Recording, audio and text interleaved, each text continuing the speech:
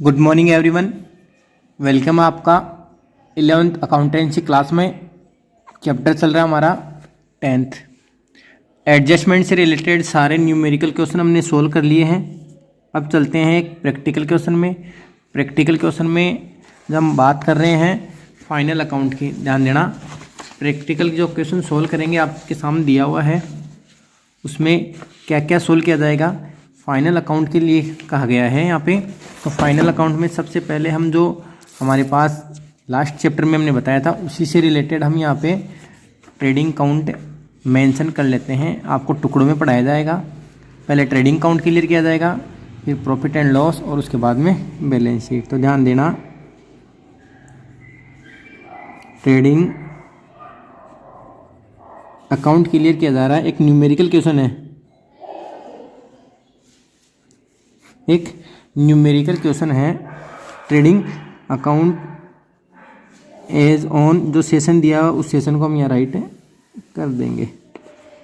Clear, ध्यान से देखें और समझने की कोशिश करें। फर्स्ट ऑफ ऑल हमने यहाँ पे ट्रेडिंग अकाउंट का एक बार फॉर्मेट मेंशन कर दिया है। डेबिट में पार्टिकुलर अमाउंट, क्रेडिट में पार्टिकुलर एंड अमाउंट। क्लियर। तो फर्स्ट ऑफ ऑल एक बार क्वेश्चन को हम रीड कर लेते हैं, पढ़ लेते हैं क्वेश्चन क्या कहता है। देखना क्या कह रहा है। Following is the trial balance, एक ट्रायल बैलेंस दी हुई है ऑफ द बिजनेस ऑफ अक्स एज ऑन 31 दिसंबर 1997। तो हम यहाँ डालते हैं 31 दिसंबर 1997। ये सेशन हम यहाँ रिकॉर्ड कर देते हैं। अब क्वेश्चन को पढ़ते हैं, अच्छी तरीके से देखना। कैपिटल दे रखी है, building, cash balance, investment purchase किया है 1 अप्रैल को और ये 31 दिसंबर को एंड हो रहा है, ध्यान से देखना। और जो भी आपका सेशन है उसके मिडिल में या कहीं पे भी उसको 2 महीने, 3 महीने, 6 महीने बाद में हमने इन्वेस्टमेंट परचेज किया है। Furniture, debtor and creditors, interest on investment for half year का, ये इससे रिलेटेड अभी एक्सप्लेन करेंगे। Discount, printing and stationery, rent and taxes, wages and octroi, purchase and sales और रिटर्न। क्लियर। अब इसमें जो एडजस्टमेंट दिए हुए है वो एडजस्टमेंट देख लो एक बार। Consider the following adjustment, prepare adjustment entries and final account. Final account करनी है, एंट्री शो करनी है। तो फर्स्ट ऑफ ऑल हम यहाँ पे सिर्फ और सिर्फ आपको फाइनल अकाउंट प्रिपेयर करना सिखाएंगे। क्लियर। देखना पहला पॉइंट क्या कह रहा है।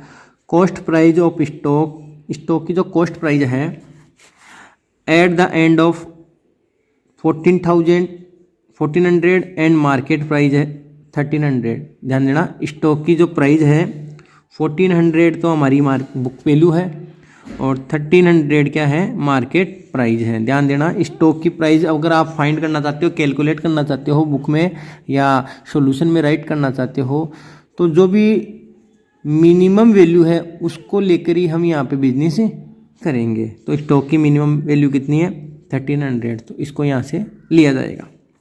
फिर कह रहा है 30 रुपीज़ आउटस्टैंडिंग फॉर प्रिंटिंग। देखो एडजस्टमेंट आ गए भैया, आउटस्टैंडिंग है। अब आप थोड़ा एनालाइज करो या पीछे का जो रिमाइंड है लिखा हुआ था उसको रिमाइंड करें, याद करें कि आउटस्टैंडिंग था। आउटस्टैंडिंग क्या है, प्रिंटिंग है, एक्सपेंस है। तो एक्सपेंस में आउटस्टैंडिंग अभी ड्यू है, देना है, तो इसे ऐड कर दिया जाएगा। क्लियर। फिर है 300 could not be realised from debtors, यानी डेप्टर से जो 300 था हमें रिलाइज नहीं हुआ, यानी हमारा बैड डेप्ट से हो गया। ये भी एडजस्टमेंट था। डेप्रिसिएशन या डेप्रिकेट बिल्डिंग एंड फर्नीचर पे चार्ज करना है 5% बिल्डिंग पे एंड फर्नीचर पे 10% करना है। ठीक है। अक्स ने विड्रॉ किया 300 फॉर पर्सनल यूज, अक्स ने 300 रुपये पर्सनल यूज के लिए विड्रॉ किया, ये भी एडजस्टमेंट था। क्लियर। तो ये एडजस्टमेंट कर लिए हैं। अब हम क्वेश्चन को सोल्व कर रहे हैं, ध्यान देना। जब क्वेश्चन को सोल्व किया जाता है, ठीक है, तो जिस प्रकार से लास्ट चैप्टर हमने पढ़ा था उसी प्रकार से यहाँ पे इस क्वेश्चन को सोल्व किया जाएगा। तो यहाँ पे डेबिट में हम मेंशन करेंगे, जो डेबिट में लिखने की जो आइटम होती है वो है ओपनिंग स्टॉक, ओपनिंग स्टॉक, उसके बाद में परचेज। क्लियर। परचेज में से हम यहाँ क्या कर देंगे, लेस कर देंगे purchase return. Clear. First of all एक बार फॉर्मेट में जो मेन आइटम आते हैं, मेन ट्रांजेक्शन को रिकॉर्ड किया जाता है, वो आपको बताया जा रहा है। क्रेडिट साइड में यहाँ पे फर्स्ट ऑफ ऑल सेल्स, और सेल्स में रिटर्न किया जाएगा sales return less. Sales return को क्या कर दिया जाएगा, लेस कर दिया जाएगा। क्लियर। और उसके बाद में यहाँ आएगा क्लोजिंग स्टॉक, क्लोजिंग स्टॉक। समझने की कोशिश करना। ट्रेडिंग अकाउंट में ओपनिंग स्टॉक वो मेंशन करेंगे, उसके बाद में परचेज में से जो रिटर्न है परचेज रिटर्न उसको लेस करके यहाँ अमाउंट में मेंशन किया जाएगा। ऐसे ही सेल्स में से सेल्स रिटर्न की जो अमाउंट है उसको लेस करके यहाँ मेंशन किया जाएगा, और फिर क्लोजिंग स्टॉक को राइट किया जाएगा। क्लियर। तो अब हम यहाँ देखते हैं कि हमारे पास क्वेश्चन स्टार्टिंग यहाँ से है, ओपनिंग स्टॉक कहाँ दिया हुआ है। तो आप इनको एक एक पॉइंट को दोबारा पढ़ें और देखें, समझने की कोशिश करें कि यहाँ पे ओपनिंग स्टॉक कहाँ दिया हुआ है। उस ओपनिंग स्टॉक को हम यहाँ पे राइट करेंगे। क्लियर। तो हमें ओपनिंग स्टॉक जब राइट किया जाएगा तो ओपनिंग स्टॉक इस क्वेश्चन में हमारे पास कहीं भी नहीं दिया हुआ है, तो क्वेश्चन में हम ओपनिंग स्टॉक या तो लिखेंगे ही नहीं, अगर लिख दिया तो इसको छोड़ देंगे थोड़ा सा। तो यहाँ पे ओपनिंग स्टॉक हमें दिखा नहीं, यानी क्वेश्चन में ओपनिंग स्टॉक है नहीं, तो ओपनिंग स्टॉक अगर राइट भी कर दिया तो इसको ब्लैंक कर देंगे, खाली छोड़ देंगे। क्लियर। इसके बाद में वापस वही प्रोसेस करेंगे और परचेज का अमाउंट फाइंड करेंगे कि परचेज का ट्रांजेक्शन कहाँ राइट किया हुआ है। तो ये दिया हुआ हमारे पास परचेज एंड सेल्स दोनों दिए हुए हैं, परचेज को डेबिट और सेल्स को क्रेडिट। तो परचेज में 8000 और सेल्स में 12,600। क्लियर। तो परचेज में हम यहाँ मेंशन कर देते हैं, ध्यान से देखें। परचेज में मेंशन किया हमने 8000। क्लियर। और सेल्स में मेंशन कर दिया हमने 12,600। क्लियर। आई बात समझ में। अब रिटर्न को देखते हैं, तो जहाँ पे परचेज दिया हुआ था वहीं नीचे दिया हुआ रिटर्न। ध्यान देना, परचेज अगर डेबिट होता है, ध्यान देना यहाँ पे 600 और 1000 दे रखा है। अगर परचेज डेबिट होता है तो परचेज रिटर्न क्या होगा, क्रेडिट। सेल्स क्रेडिट है तो सेल्स रिटर्न क्या होता है, डेबिट। तो परचेज रिटर्न क्या है यहाँ पे 600 न होके कितना है 1000, और सेल्स रिटर्न 1000 न होके क्या हुआ है यहाँ पे 600। क्लियर। तो यहाँ पे रिटर्न किया जाएगा, परचेज रिटर्न हमारे पास कितना है यहाँ पे 1000, परचेज रिटर्न हमारे पास 1000, तो यहाँ पे 1000 कर दिया जाएगा। क्लियर। 1000 लेस कर देंगे तो ये हमारे पास कितना आएगा यहाँ पे अमाउंट में 7000। क्लियर है। अब यहाँ पे जब सेल्स में लेस किया जाएगा कितना हमारे पास सेल्स रिटर्न 600, तो यहाँ पे 600 को लेस किया जाएगा तो यह आ जाएगा हमारे पास 12,000। क्लियर।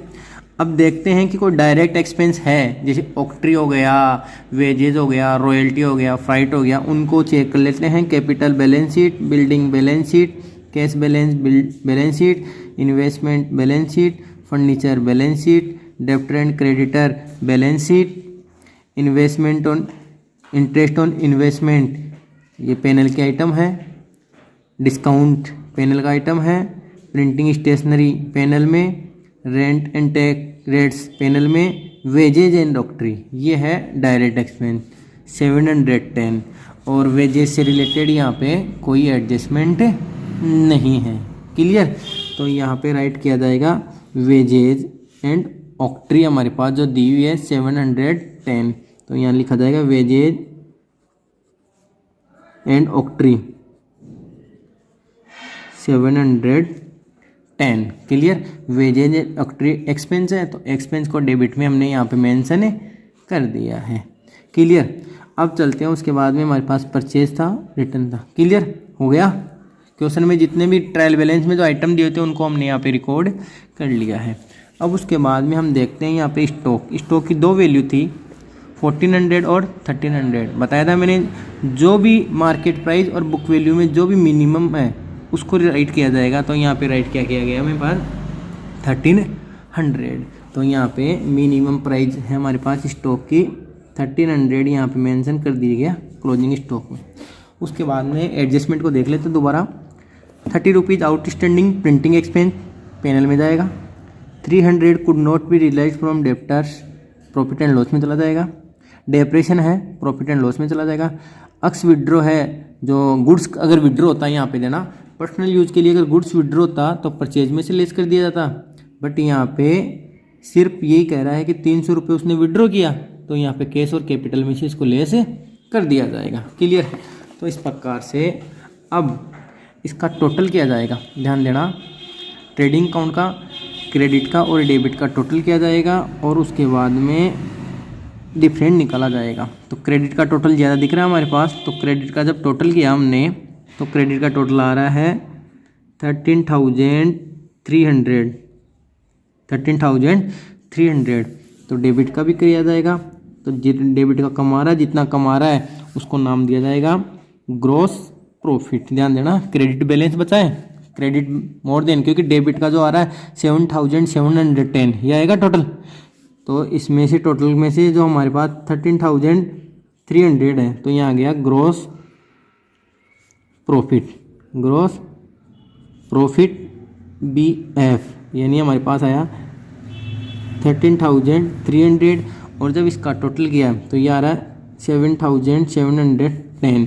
इसमें से इसको लेस किया जाएगा तो हमारे पास आएगा 5,590। क्लियर? आई बात समझ में? तो ट्रेडिंग अकाउंट क्लियर किया है तो दोबारा देख लेना। ट्रेडिंग अकाउंट के ओपनिंग स्टॉक दिया हुआ नहीं था, परचेज में से परचेज रिटर्न को लेस किया है, इस हिसाब से 7,000 आ गया है।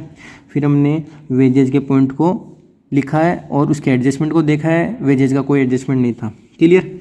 ऐसे ही सेल्स में से सेल्स रिटर्न को राइट किया है और स्टॉक के लिए एडजस्टमेंट था, तो उस हिसाब से जो भी मिनिमम स्टॉक था उसको यहाँ राइट कर दिया गया है। क्लियर? तो इस प्रकार से क्रेडिट साइड का और डेबिट साइड का जो टोटल करके जो डिफरेंट निकाला उसको हमने नाम दिया है ग्रॉस प्रॉफिट। इसको ट्रांसफर कर दिया जाएगा प्रॉफिट एंड लॉस अकाउंट में। वो अकाउंट हम आपको अगली क्लास में कल के लिए क्लियर करेंगे। क्लियर? आज का टॉपिक समझ में आया? अगर कोई डाउट है तो मुझे कमेंट बॉक्स में कमेंट ज़रूर करें, ताकि आपके जितने भी डाउट्स हैं वो सारे क्लियर किए जाएं। Thank you so much.